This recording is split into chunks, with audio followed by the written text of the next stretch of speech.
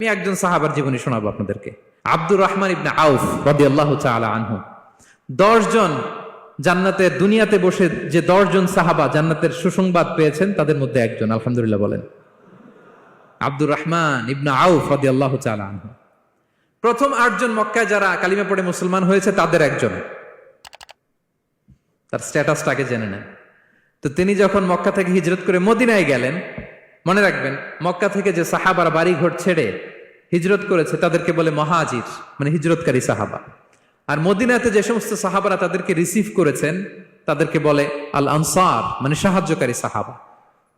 তো যারাই হিজরত করে মক্কা থেকে মদিনায় যেত, বিষ্ণু ইসা ইসলাম মদিনার কোন সাহাবীর সাথে তার ভাই পাতিয়ে দিতেন, আল মুআখাত, ব্রাদারহুড করে দিতেন, দায়িত্ব দিতেন যে তুমি এই সাহাবীকে দেখবে। তো আব্দুর রহমান ইবনে আউফ রাদিয়াল্লাহু তাআলা আনহু যখন হিজরত করে গেলেন, তার দেখভাল করার জন্য যে সাহাবীর দায়িত্ব পড়ল তার নাম হচ্ছে সাআদ ইবনে রাবিয়া, আনসারী সাহাবী রাদিয়াল্লাহু তাআলা আনহু। বিষ্ণু বললেন, সাআদ, আব্দুর রহমান ইবনে আউফ তোমার ভাই, ভাই বানিয়ে দিলেন। কি বানিয়ে দিলেন? তুমি তাকে টেক কেয়ার করবে, সে হবে তোমার মেহমান। সুবহানাল্লাহ। সাআদ ইবনে রাবিয়া রাদিয়াল্লাহু তাআলা আনহু তিনি আব্দুর রহমান ইবনে আউফকে ডেকে নিয়ে গেলেন, ঘরে নিয়ে গেলেন মেহমানকে, এবং বললেন, ইয়া সাআদ ইন্নী আকসারুল আনসারি মালান।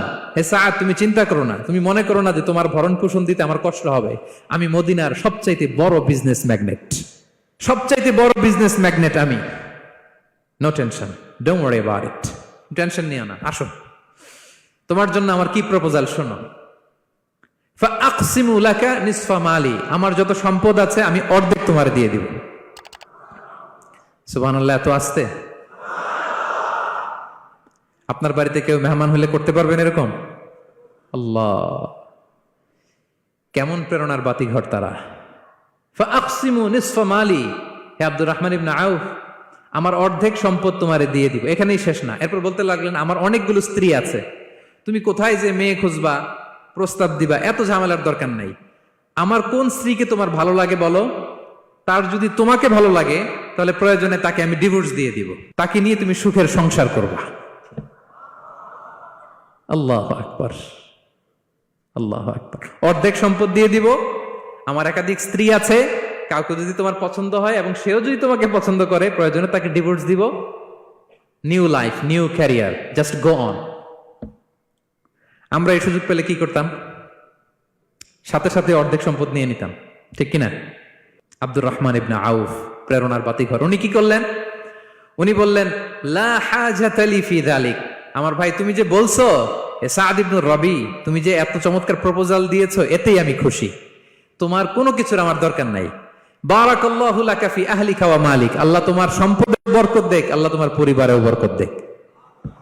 তবে একটা কষ্ট করতে হবে, সেটা কি? আব্দুর রহমান ইবনে আউফ বললেন, দুল্লানি ইলা সুক, just show me the way to market.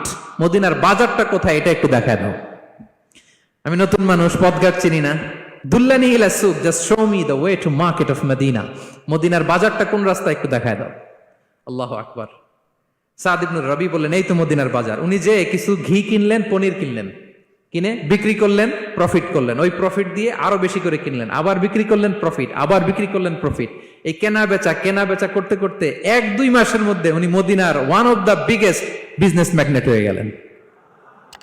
আল্লাহু আকবার। কি হাড় ভাঙ্গা পরিশ্রমই না তারা করেছেন।